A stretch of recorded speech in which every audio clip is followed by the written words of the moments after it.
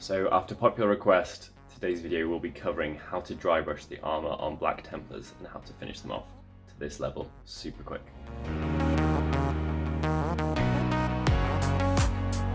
Welcome to the Artis Opus video. I'm going to be teaching you how to paint this bad boy today. Turned out really well. The armour is 100% dry brushing. I've given you a couple of options with and without airbrush to get those white sections done, and the final result I think really speaks for itself. It looks absolutely brilliant, and if you stick around to the end as well, I'm going to talk about some interesting kind of colour theory bits which may help you in deciding your future armies. So if you liked the video, please give it a like, please comment, please subscribe, put any of your suggestions down below. Black Templars were kind of resoundingly requested since forever actually really, and they've just about made their way onto the list after the Salamanders and stuff like that. Probably Dark Angels will be next from the Space Marine chapters, but if you have any suggestions as to what you'd like to see, please let us know because we do take them all on board. Let's jump in. I'm going to be using a small for the majority of this tutorial. I like to use the biggest brush possible for whatever dry brushing I'm doing, but just kind of for the necessity of being able to get into the areas that we want to get into, I think you have to kind of commit to using something of this size. You can get away with the medium for the first stages, but particularly for kind of like getting underneath or whatever, even if you have left the arm separate, getting between legs, stuff like that, it's a very useful tool.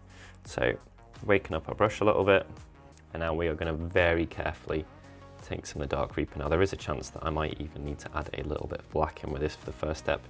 This would be a very natural first edge highlight color, but we're not edge highlighting here. 100% we are doing a bit of dry brushing as well, so that just means that we have to be that little bit more careful in terms of just kind of how it's going to appear on our miniature. So I'm going to start somewhere not too visible, and I'm going to be gently buffing just to see how it looks, and as soon as I know it's okay, then I'll continue with the rest of the model. So that's about good. We just need to be sure that we're not using a massive amount of our Dark Reaper.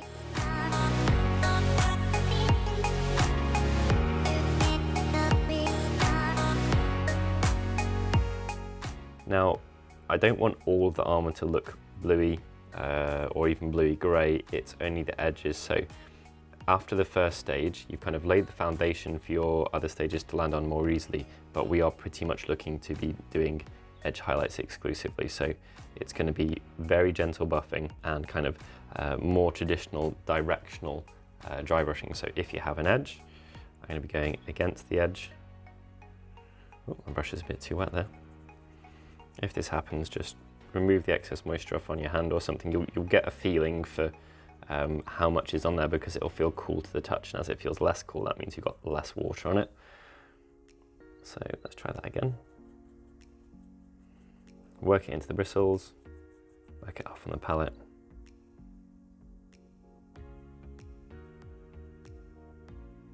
There we go.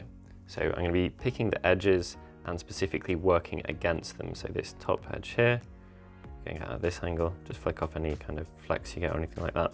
And I'll be taking this approach all over the model. Like I said, I'm not particularly kind of suggesting light points on this one. We are just going for old school. It is lighter at the edges highlighting.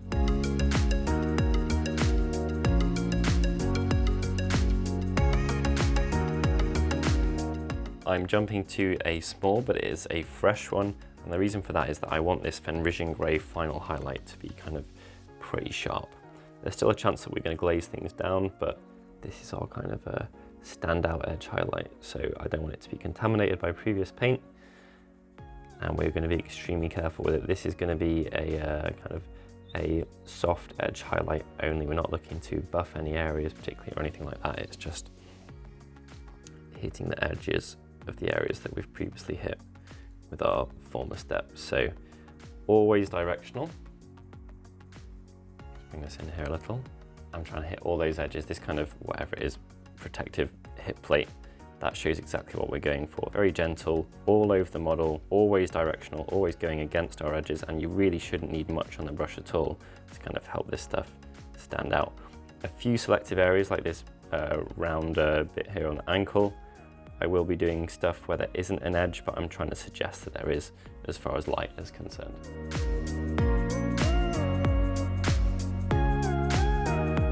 Okay, so I'm showing you the airbrush method, but I will also show you the brush method. So I've got a 50-50 mix here of Ulthuan Grey and Corax White. And I'm just looking to put down a base coat. This is like, I'm not going to do any of the work with the airbrush here, it's just getting that nice white base coat.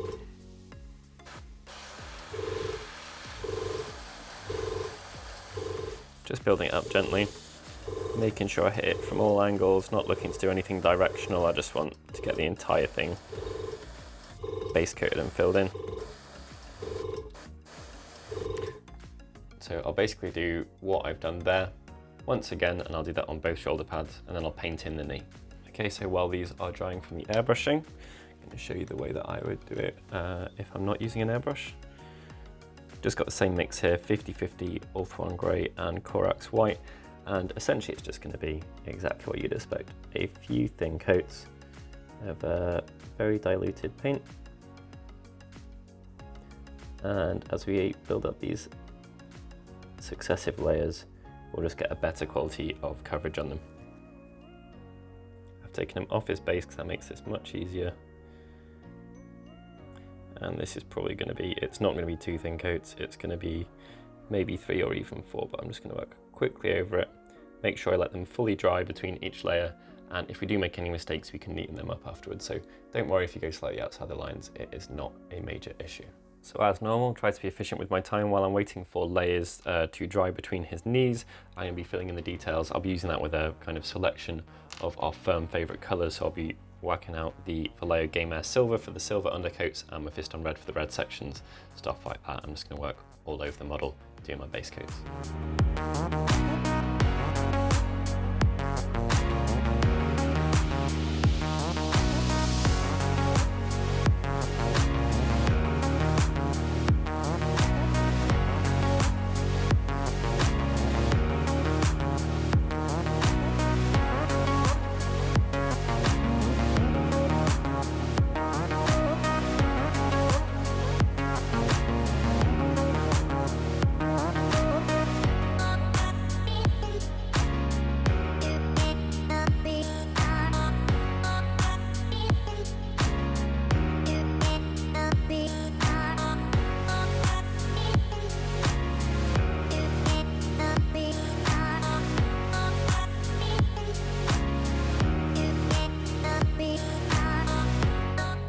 This model has been hit all over with Monitorum varnish from Games Workshop. It's kind of like on the shiny side of a satin varnish. It's going to protect absolutely everything, and for the wash it's going to kind of force it to run into the recesses. This is optional from this point forward though. So if you like how the previous stage looked, then by all means just stop there and do the next steps that I'm going to be doing after this wash. But what I'm going to be doing is taking the colours that we started off with, so Hold Your Blue, and our favourite black, 950. And I'm going to be making what is pretty much a 50-50 mix here. So a little bit of water in there, and I'm paying pretty careful attention to exactly what colour this comes out at. I think that needs a tiny bit more black. There we go. So I'm going to do a couple of quite important things. I'm going to mix this thoroughly with a bit more water, not too much though. We don't particularly want to kind of make a super wet, watery wash. We're looking for it to be strongish at this point initially, and then I'm going to put in one of my favourite products. You can use a GW medium here. I'm going to be using Glaze medium from Vallejo though, so just kind of like half a drop of that in.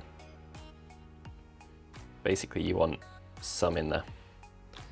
Now the purpose of this is to promote transparency. It also has some secondary effects like slowing down drying time and stuff like that, but really what we're going for is the transparency. So this is probably a ratio of 1 to 1.5 of the Hold Your Blue to black, and then 1.5 again of the glaze medium, and then you just top it up with water until it is kind of a wash glaze consistency. Now what we're going to be doing with this, do test it on your palette beforehand, is a couple of things. You don't want it too dilute because it's going to be our recess wash, but we are also going to use it to kind of shade panels. So if I can get this nice and close here, we've got the gloss or well the varnishy undercoat to help us with this.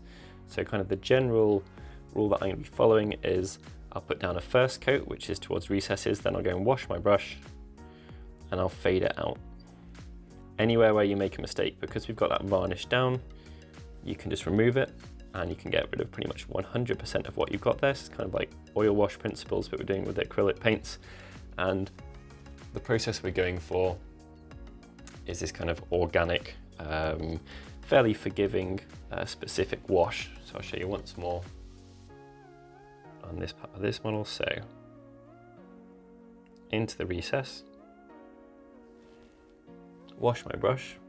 See there, pretty much everything has come out of that. It's just water. Remove excess on my hand. And then before we've dried, but you shouldn't have to, because we've made this fairly subtle anyway. I'm just gonna gently push it into the recesses. Now what this opens up is the possibility for us to do a few things.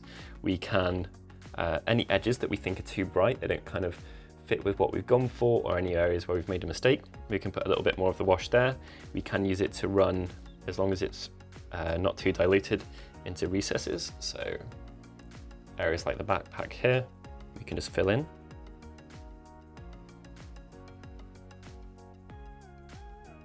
But then areas like these volumes there, we can exaggerate. So if I wanted to take this hip plate, for example, push it up into the top part of it, or I'd like it darker, wash off my brush, come back when it's pretty much 100% water, and then gently just push that upwards. Equally, if you decide you wanted the lips to be a bit darker, you could drag it down and use it to glaze over those lips, and it'll knock them back a bit and kind of make them a darker grey.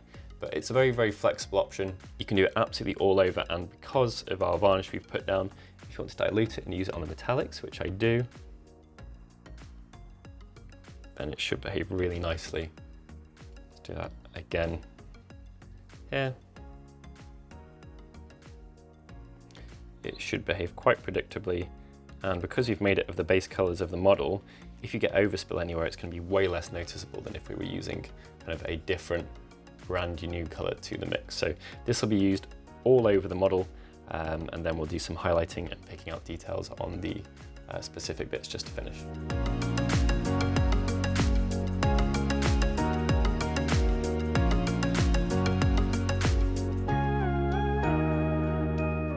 So we are onto the freehand. Now this definitely isn't my speciality as a painter. I tend to use as many tricks and kind of shortcuts or whatever as possible to make it work. So let's see how it goes.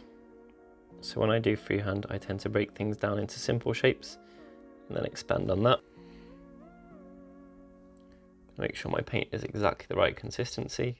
I'm using a different palette to normal, being I'm using one of our Dippy Well palettes, and the reason for that is paint will stay at the consistency that I want the longest. This isn't a particularly fast job, and I just want things to be predictable. So, alright, so I've got the back Templar symbol up behind me.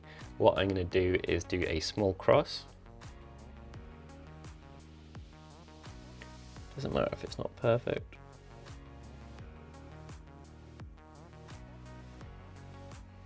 There we are, so that's our middle ground worked out. And then from that,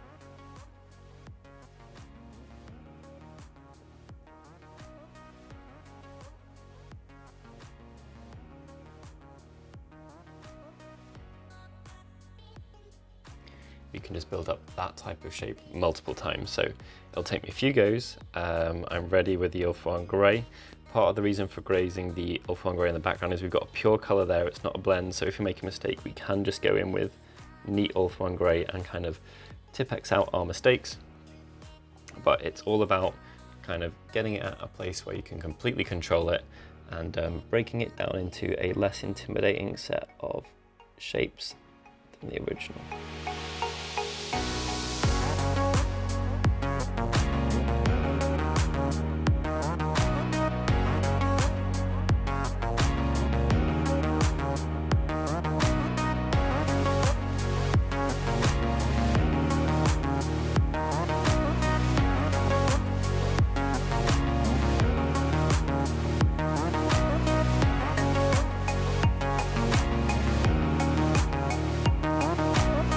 Highlighting time. So our freehand went fairly successfully. Hopefully that gives you an idea of how much back and forth there is. and it's quite difficult to make perfect. The tips I'd say for this one, it's actually really hard because you need to get the kind of flared areas on the crosses equal and stuff like that. Do a dot in the middle of your cross, that's your center, then draw a cross, and then start your things off, and then just be happy to kind of look at it from every single angle. Go in there with white, go back with the black, go in there with the white. And as long as you keep your paint thin, you can do that quite a few times without building up thick layers. The kind of super light All-for-One grey is actually not too bad for using as a Tipp-Ex, so I really would recommend using colours like that. If you have a pathetic milky white that doesn't cover, then that makes the process far more difficult. So, highlight and wise, let's go.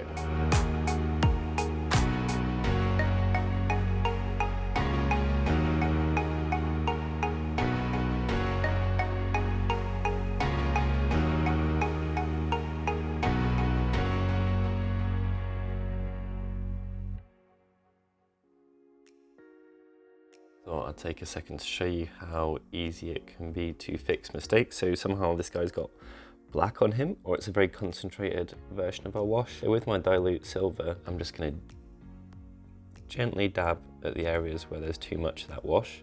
That was this area. So focus there. That was that area on top, but I managed to delete that. So it just takes a few stages of kind of careful dilute placement, and because we're repeating our base coat colour, it makes fixing mistakes like that really quite easy. Okay, so for the leather, you could simply leave it before edge highlighting. You could edge highlight like I have done here with mix of Screaming Skull and Werber's Red, or you could go one more step and kind of weather it up, which is what I'm looking to do. Just want to make it really old, so I'm diluting my paint quite a lot, and then I'm simply gonna, I've got a 00 here,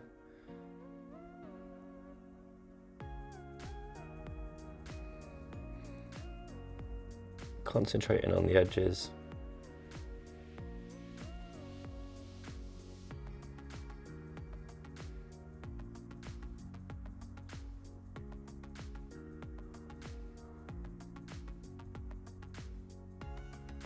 Just going to do some fine scratches and kind of suggest that this thing has served several campaigns at least.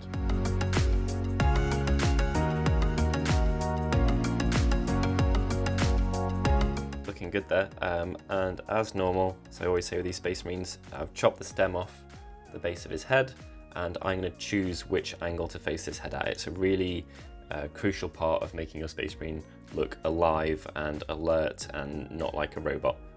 There's a big difference between just painting it, pointing it straight forwards and in the generic way, and then giving them an angle or a little bit of a head tilt or anything like that. You really can add a lot of life to these models just by making them look like they're looking at a particular subject. Basing wise, I've got one of my pre-prepared Agrellan Earth bases here. If you want to know more about controlling Agrellan Earth, do check out our GW Texture Paints video.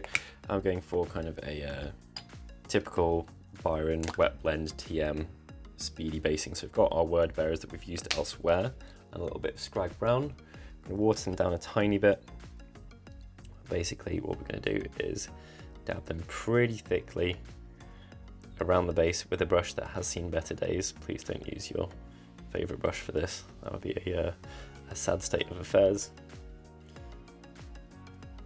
And this is essentially a mega fast way of getting around using pigments or anything like that. It's extremely forgiving, and you can get a pretty nice end result with it. The only important thing for this stage is to make sure that you manage to get stuff to go right to the edge, get it to go over the edge, just to be safe. And once you put down your two different stages, kind of phase them into each other a little bit just by dabbing around them. It is extremely forgiving, and you get a very realistic end result. So now it's dry, you can kind of see the effect of the crackle paint coming through. Even if your paint does look fairly thick, as long as you diluted it a bit with water, especially when it dries, you will kind of retain a load of that detail. You can add a little bit of Fire Dragon Bright now, not too much. Work the excess off our brush, so we just want a very, very warm, kind of beyond chestnutty brown here. We're looking to kind of plus that quite a lot.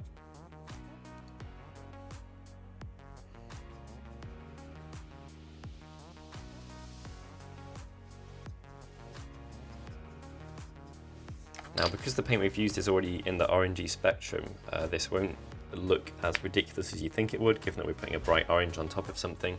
And we might even need to go to a kind of a more kind of desaturated bright color after this. We'll see. A couple of stages of both a mix and a pure version should really bring our colors up.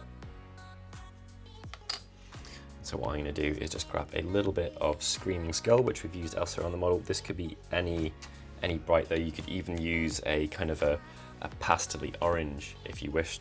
Something like that would be absolutely fine. Take a little bit of that, work it into our bristles. Now we do have our previous stages of paint on our brush. I'm going to add in a little bit more too.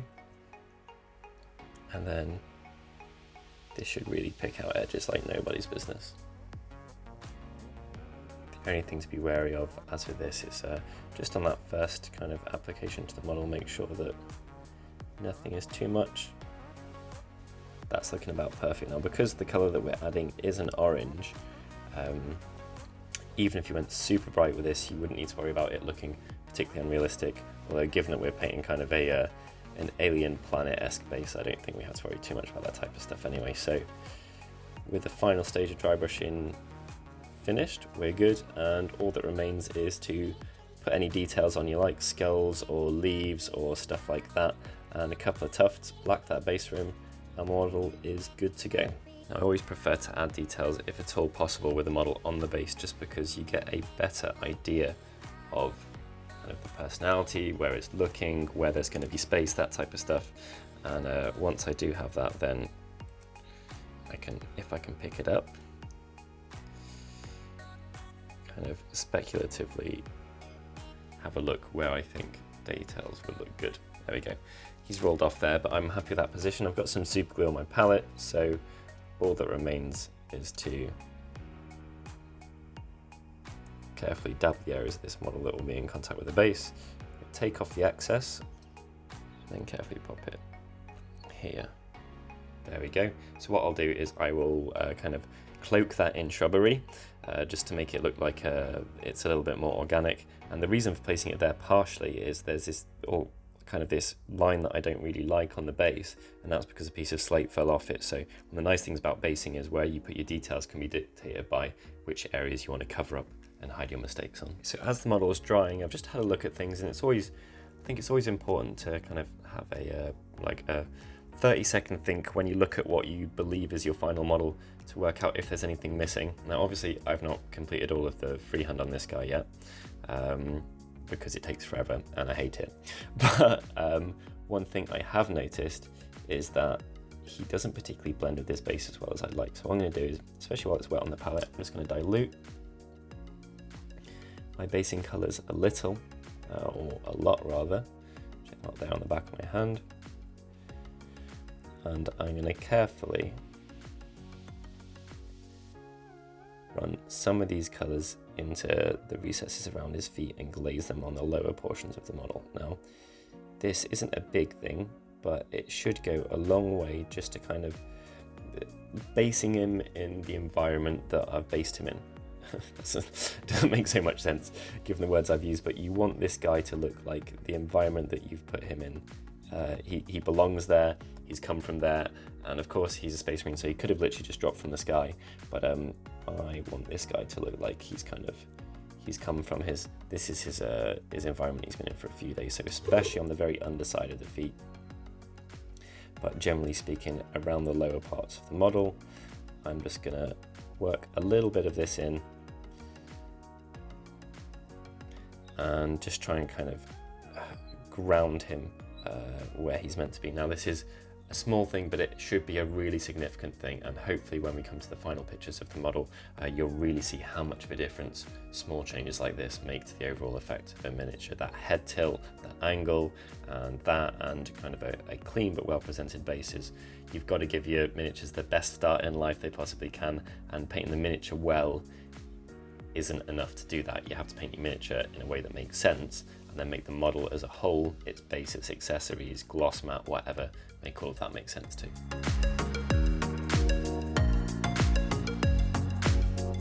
So we're doing something different here. Again, is our finished dude. He's turned out really well. and I thought I would talk about why. Now, if any of you would like to see like kind of theory behind anything particularly from painting, then by all means let me know. I think this is a really solid kind of 4-step process to achieve a good model that you are happy with. So you need a solid foundation, number one. You cannot go anywhere without a solid foundation, and on this guy that is the armour. If the armour was bad, it just looked awful. It looked like you couldn't do anything to make this model look good unless it was completely weathering in head to toe and pretty much covering it over. So we had our solid foundation. We chose a blue-black base. Now you could glaze that over, you could airbrush it, you could stipple it, you could spray in Chaos Black and then just wash him all over with blue. Any of those is fine, but the blue-black base is a really important part of what we did, and it will tie in with our next step, which is contrast. You can have contrast in temperature, being hot and cold colours, being like warm is cold, red is hot. You can have contrast in matte to gloss, kind of the finish of paints, and you can have contrast in light to dark. We've got all of those going on the model, and those little red spots around it, which are very well balanced on the model as well. He's got a red gun in this hand, a red chainsaw in this hand, red eyes, and then on the back there's a red purity seal, and the base is also we've used a red on. We've kind of pulled that all around the model, and that's kept him really well balanced, but also really highly contrast. Coherent, so this is much more subjective, I think, even than contrast. The coherence on this one is me looking at him and balancing those red colours. The colours look coherent all over the model, they all make sense. It's either warm or it's cold, and they're often next to each other for contrasting purposes. But dragging his colours from the base up his legs really, in terms of visual coherency, him and his environment, that properly tied into the base, and that's worked out really, really well. And that's a large part of what is the best about this model. I think if I hadn't taken that base up his legs, it would possibly look like half as good, which is ridiculous because it took 30 seconds of thinking and 1 minute of painting. So that was a really good time investment there, kind of a hack. And then the other one, which ties into everything, is expectations. So my expectations this model, what I would achieve as high a result as possible in as little time as possible. So I wanted a high-end result. It's not a speed paint, but it was the speediest high level that I could manage. And the start of that is a solid foundation, and then it's basically picking where to spend your time afterwards. So I wanted to do, I picked bright contrasting colours, which are quite forgiving. The red, I just went Mephiston red, wash with blue-black, Mephiston red, Wild Rider red, add a bit of Troll Slayer orange, done. And on the weapons and stuff like that, it was just straight to Wild Rider on the edges, and then maybe a bit of orange if you like. But the fact that the deep blue armour and the bright red whatevers was so highly contrasted meant I could do a simple, clean result on them. I get to use a good colour Mephiston red, which makes my job easier, and that kept him coherent kind of all over, and then the final result ends up really solid as a result of that. So the time I put in, I got what I expected back. The only really time intensive part of the model, I would say, beyond the solid foundation, was painting the insignia on his chest, and it just goes up from Ultron Grey to White Scar after the wash. But I was willing to put that time in there because he's a wide open model. So that is one of the first things people are going to see. They're going to see the eyes, they're going to see the chest plate, and then they're going to dot their way around the model and kind of visually take a tour around it. But that is why I think this model works. If you've liked the kind of theory at the end of the video, please do give us suggestions for the stuff you'd like me to comment on in the future. Colour theory, glazing, blending, whatever it is, painting terms, I'm more than happy to kind of take you through more stuff in the future. Thank you very much for watching. Please like, comment and subscribe, and I'll catch you in the next video.